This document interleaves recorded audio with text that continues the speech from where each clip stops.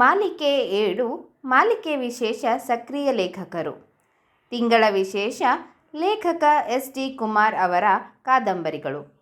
ಪುಸ್ತಕ ಪರಿಚಯ 36. ಪುಸ್ತಕದ ಹೆಸರು ರಕ್ತಾಭಿಷೇಕ. ಮೂಲ ಲೇಖಕರು ತೆಲುಗು ಎಂಡಮೂರಿ ವೀರೇಂದ್ರನಾಥ್. ಲೇಖಕರು SD ಕುಮಾರ್. ಅಭಿಪ್ರಾಯ ಮಮತಾ ವೆಂಕಟೇಶ್.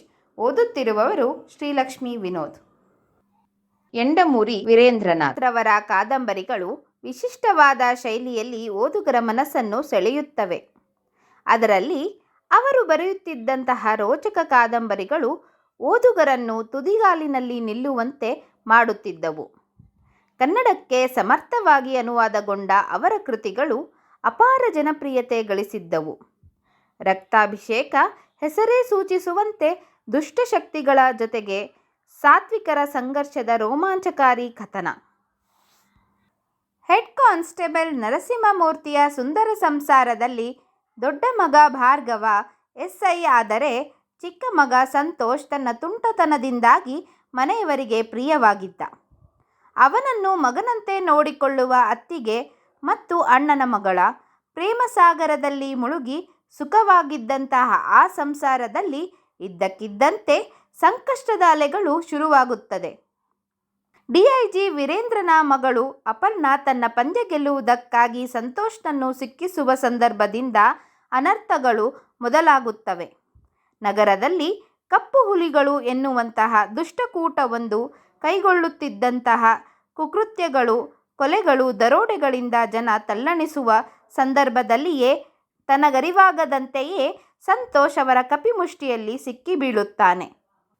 ತುಂಬಿದ ಸಭೆಯಲ್ಲಿ DIG ವೀರೇಂದ್ರನ ಕೊಲೆ ಮಾಡುವ ಸಂತೋಷ್ ಅಲ್ಲಿಂದ ತಪ್ಪಿಸಿಕೊಂಡು ಹೋದ ನಂತರದ ಘಟನೆಗಳು ರೋಚಕವಾಗಿ ಓದಿಸಿಕೊಂಡು ಹೋಗುತ್ತವೆ. ಪ್ರಾಮಾಣಿಕತೆಗೆ ಬೆಲೆ ಕೊಡುವ ಭಾರ್ಗವ ತನ್ನನ್ನು ವಿನಾಕಾರಣ ಪಂದ್ಯದಲ್ಲಿ ಸಿಕ್ಕಿಸಿ ಅವಮಾನಗೊಳಿಸಿದ ಅಪರ್ಣಾಳ ವಿರುದ್ಧ ಸೇಡು ತೀರಿಸಿಕೊಳ್ಳುವುದೇ ಅಲ್ಲದೆ ತಾನು ಸಿಕ್ಕಿಹಾಕಿಕೊಂಡ ವಿಷವ್ಯೂಹದಿಂದ ಹೊರಬರಲು ಪರಿತಪಿಸುವ ಸಂತೋಷ್. ತನ್ನ ತಂದೆಯ ಮರಣಕ್ಕೆ ಪ್ರತೀಕಾರ ಕೈಗೊಳ್ಳಲು ತವಕಿಸುವ ಅಪರ್ಣಾ. ಇವರ ನಡುವಿನ ಕಣ್ಣ ಮುಚ್ಚಾಲೆ ಆಸಕ್ತಿಕರವಾಗಿ ಮೂಡಿಬಂದಿದೆ. ಕಪ್ಪು ಹುಲಿಗಳ ನಾಯಕ ಯಾರು ಎಂದು ತಿಳಿದಿದ್ದರೂ ಸಹ ಅದನ್ನು ಬಾಯಿಬಿಡಲಾರದ ಧರ್ಮ ಸಂಕಟದಲ್ಲಿ ನರಸಿಂಹಮೂರ್ತಿಯ ನಿಸ್ಸಹಾಯಕ ಪರಿಸ್ಥಿತಿ ಮರುಕ ಹುಟ್ಟಿಸುತ್ತದೆ. ಅವರದೇ ನ್ಯಾಯ ನಿಷ್ಠೆಯ ಸ್ವಭಾವ ಮಕ್ಕಳಲ್ಲಿಯೂ ಬಂದಿದ್ದರಿಂದ ಈ ರಹಸ್ಯವನ್ನು ಅವರುಗಳು ಹೇಗೆ ಭೇದಿಸುತ್ತಾರೆ?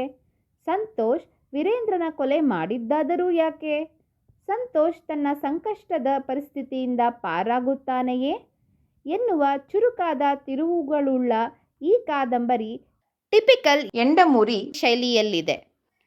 ಕನ್ನಡ ನಾಡಿನ ಪತ್ತೇದಾರಿ ಕಾದಂಬರಿ ಪ್ರಿಯರಿಗೆ ನೆಚ್ಚಿನ ಲೇಖಕರು ಈ ಕಾದಂಬರಿಯನ್ನು ಬಹಳ ಸೊಗಸಾಗಿ ಅನುವಾದ ಮಾಡಿದ್ದಾರೆ. ಲೇಖಕರು SD ಕುಮಾರರವರು. ಕೈಬಿಡದೆ ಓದಿಸಿಕೊಂಡು ಹೋಗುವ ರೋಚಕ ಕಾದಂಬರಿಯನ್ನು ಒಮ್ಮೆ ನೀವು ಓದಿ ನೋಡಿ. ಧನ್ಯವಾದಗಳು.